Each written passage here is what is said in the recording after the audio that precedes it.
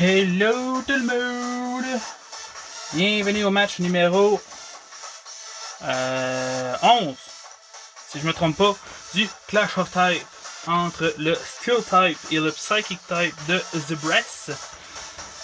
Donc, Psychic Type qui a à sa disposition Adorine en G-Max, Galarian Slowking, Alakazam, Starmie, Malamar, Orbital, Rapidash Galar, Jinx, Meowstic et Metagross.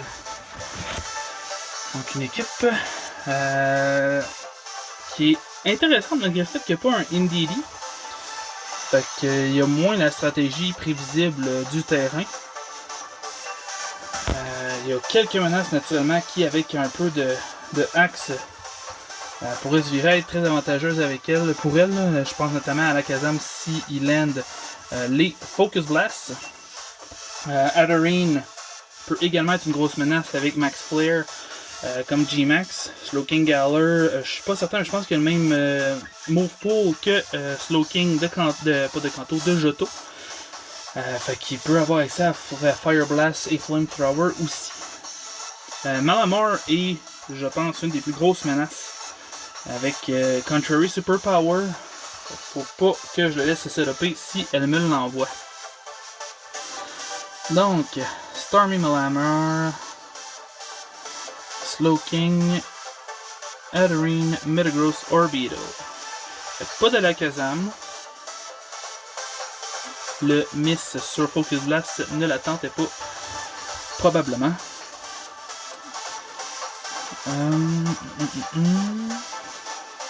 Orbital va probablement devoir venir soit mettre les Sticky Web, soit mettre les screens, ou toutes ces réponses. Là, je vais juste regarder mes sets vite fait.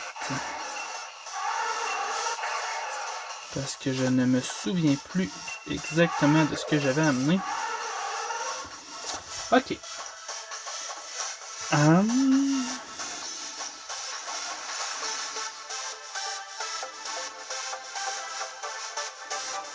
Je pense que je vais lead directement avec Ferrothorn. Pour absolument aucune raison évidente.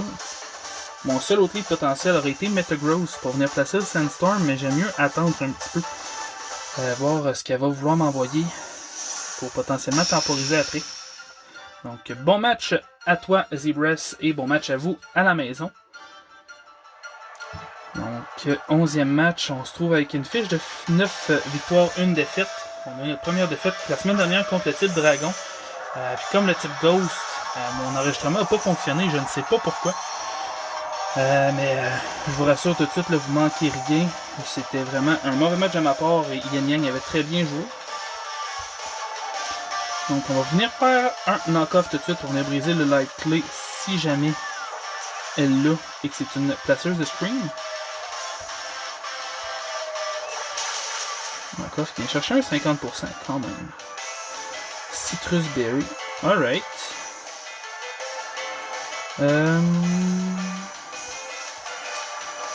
J'ai enlevé Rapid Spin sur mon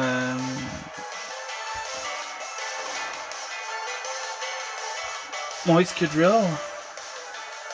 On va switch directement sur Carbonite. Je vais venir chercher de la pression de son côté. Je vais qu'elle ait peur d'un Brave Bird ou d'un Dual Wing Beat. Bug Buzz qui est très bien tanké.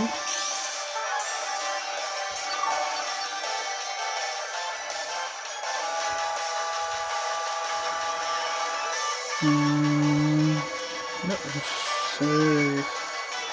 je m'attends à ce qu'elle veuille switch. Mais je sais pas pour qui qu'elle voudrait switch. Probablement Metagross. Je vais y aller d'un Bulk Up directement. Recover. Ok. Nous, on a ramené le set des enfers qu'on avait sorti contre le Flying Type. Avec Bulk Up, Agility et Power Trip. Je ne sais plus du nom de l'attaque, ça va pas bien. Je vais venir placer un agility pour faire sûr de pouvoir outspeed une bonne partie de son équipe si jamais elle switch. Je pense que le seul que j'outspeed pas dans la composition qu'elle a amenée, c'est Starmie. Si je réfléchis comme faut, je sais qu'elle en avait 3 ou 4 au-dessus de 100 en speed tier. Elle avait Alakazam, elle avait Rapidash, elle avait Meowstic et Starmie. Fait qu'avec un agility, on vient outspeed tout. On va revenir mettre un Bulk Up pour rebooster notre défense. On se trouve avec plus 2 en attaque, plus 2 en défense, plus 2 en speed. Et Power Trip qui tombe avec 140 de base puissance. Thunder Punch qui est bien tanké. On va se permettre un autre Bulk Up. On va regarder, essayer de scout, voir s'il y a Fire Punch. S'il y a juste Thunder Punch, après un Roost, on va avoir l'attaque neutre sur nous.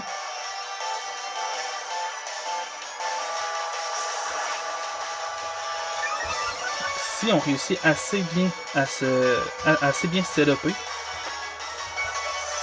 la seule menace qui va vraiment être restante, je pense, va être Adorine et potentiellement Galarian Slowking.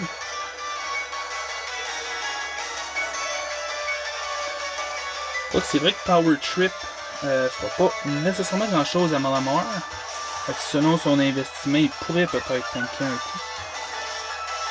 Mais je pense pas. On va attendre de voir si le Thunder Punch peut nous amener Midlife.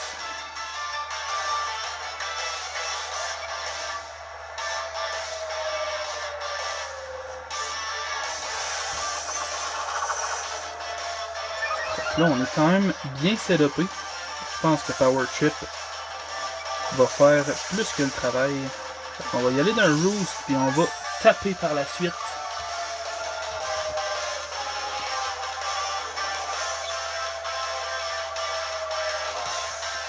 Donc après Roost, Thunder Punch, qui devrait vraiment pas faire grand chose. Metagross qui est potentiellement lock. Soit avec un Choice Band, mais il fait pas énormément de dégâts. Fait que avec le setup, c'est sûr que c'est trompeur. Là. Mais je pense qu'un Choice Scarf serait pas déconnant comme item sur le petit Metagross.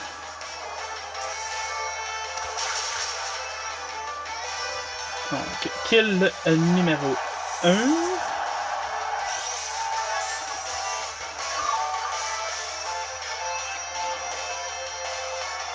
Ce set de Corviknight là, si tu n'y es pas préparé, et si ton type est faible ou résiste pas à Power Trip, c'est dégueulasse. Si j'ai un adversaire qui me sortirait ce set là, je serais dégoûté. Mais malheureusement à Pokémon, il n'y a pas de cadeau à faire si tu veux être le meilleur adresseur. J'ai hâte de voir les dégâts que Power Trip peut faire sur Adorine G-Max. Je pense pas one shot. Non, ok. Mais quand même, ça vient chercher presque 80%, c'est monstrueux. Max Flare vient pas tuer malheureusement. Le deuxième aurait tué forcément là, avec le Sun.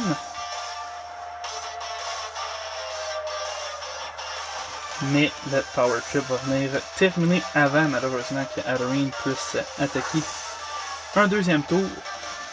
La seule façon qu'elle aurait pu me tuer, c'est si Adorine aurait été Costa Berry. Qui est quelque chose que je n'ai jamais vu de ma vie, mais en Draft League, tout est possible.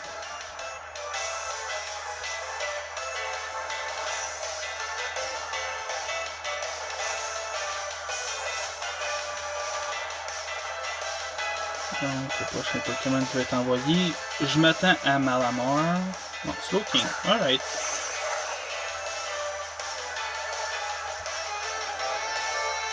Je vais quand même être bon joueur, je vais faire un Roost.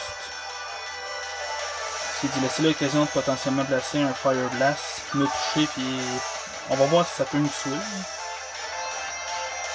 Flamethrower.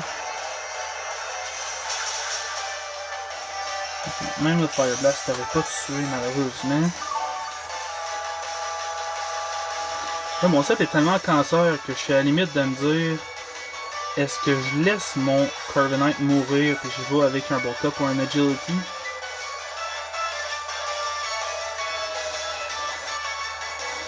Je suis tenté là, mais en même temps. C'est une compétition, il faut toujours avoir ça à l'esprit. Il n'y a rien à gagner, on joue pour le plaisir. Mais.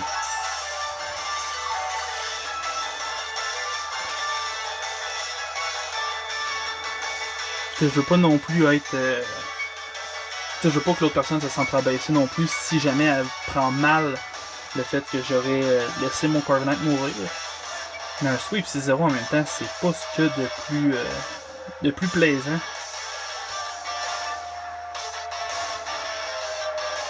Il y a toujours l'espèce de limite entre les deux qui est dure à gager.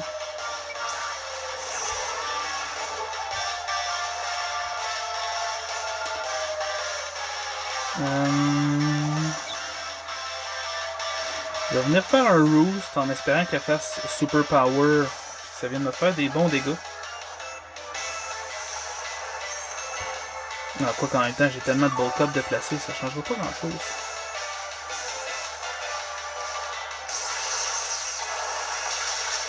Non, c'est ça. Je suis trop setup pour qu'elle puisse réussir facilement à bounce back dans le game. Fait que, ouais. C'est plate, mais on va aller finir ça.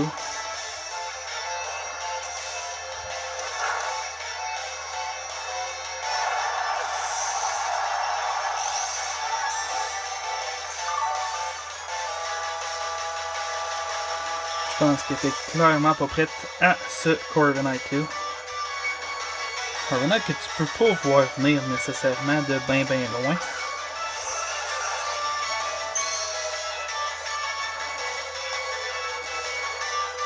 C'est un set assez gimmick. Si t'as pas de phaser rapide ou de phaser avec Focus Sash ou Sturdy ou whatever, assez dur à venir counter.